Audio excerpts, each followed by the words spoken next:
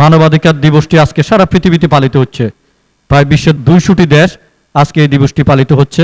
কিন্তু এই দিবসটির যে গুরুত্ব, সেই গুরুত্বটি যদি আমরা প্রত্যেকে উপলব্ধি করতে পারতাম।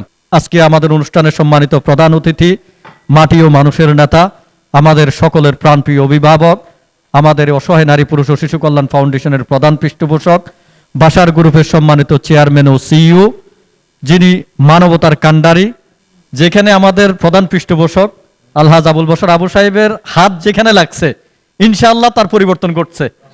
আমরা ইতিমধ্যে এর আগে আমরা আমাদের কথা চিন্তা করলে, আজকে যদি আমরা আমাদের কথা চিন্তা করি, আমাদের অনেক পরিবর্তন হয়েছে। যার অর্থায়নে অনেকগুলো স্কুল, কলেজ, মাদ্রাসা, অনেক ছাত্রছাত্রী যারা লেখাপড়া করে নিজের পায়ে নিজে দাঁড়িয়েছে এবং তারা আজকে লেখাপড়া করে কর্মসংস্থান করে তাদের পরিবার পরিজন তারা আজকে চালিয়ে যাচ্ছে। এই মানুষটির ছোঁয়া লেগেছে বিদায় আজকে আমরা আমাদের এই অনুষ্ঠানে, আমাদের এই ফাউন্ডেশনে ওনাকে প্রধান পৃষ্ঠপোষক করে নিয়েছি।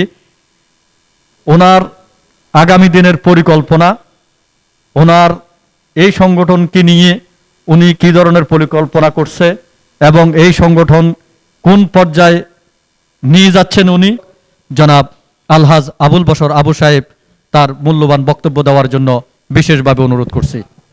বিসমিল্লাহির রহমানির রহিম। আজকের অসহায় নারী ও পুরুষ শিশু কল্যাণ কর্তৃক আয়োজিত ৭৭তম বিশ্ব মানবাধিকার দিবস উপলক্ষে আজকের অনুষ্ঠানের সম্মানিত সভাপতি। তাহলে আমাদেরকে বুঝতে হবে এই যে এই মানুষগুলোকে তৈরি করার জন্য এই সংগঠনের অবশ্যই প্রয়োজন আছে। আমি চাই যে এটা পার্মানেন্ট ভাড়া না করে এটা পার্মানেন্ট কিছু করার জন্য 1-2 ঘন্টা জায়গা নিয়ে যদি একটা বিল্ডিং টিল্ডিং করে দেওয়া যায়, ওদের একটা পার্মানেন্ট সলিউট, যেটা আমি আপনি থাকবো না, কিন্তু যে অবকাঠামোর আমাদের যে নীতিগতভাবে রয়েছে, তখন ফান্ডিংয়ের কোনো ব্যবস্থা হবে। কারণ মানুষ চায় যথাযথ তার ইমপ্লিমেন্ট হচ্ছে কিনা। আমি যে টাকাটা দিব, আমরা যে ইফতার পার্টিতে দেখেন না, আমি ইফতার পার্টিতে দেখেছি মাটিতে পড়লে এমন লোকগুলো ওরা কচাইয়ে নিয়ে যায়, আমার খুব লাগে, কষ্ট লাগে।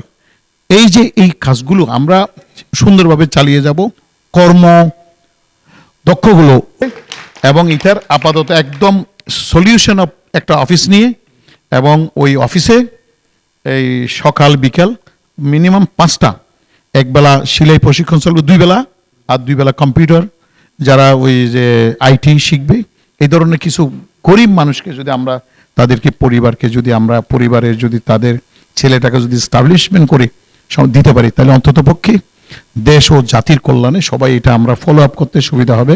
পুঁথিগত বিদ্যাতে সীমাবদ্ধতা না থেকে আমাদের বেরিয়ে যেতে হবে, যেগুলা বর্তমান যুগে পৃথিবী কিভাবে এগিয়ে যাচ্ছে, আমরা ওদেরকে যদি আমরা অনুসরণ করে আমার ছেলে মেয়েদের, আমাদের প্রজন্মকে যদি আমরা দিতে পারি, তাহলে অন্ততপক্ষে আল্লাহর কাছে গিয়ে বলতে পারবো আমরা কিছু ভালো কাজ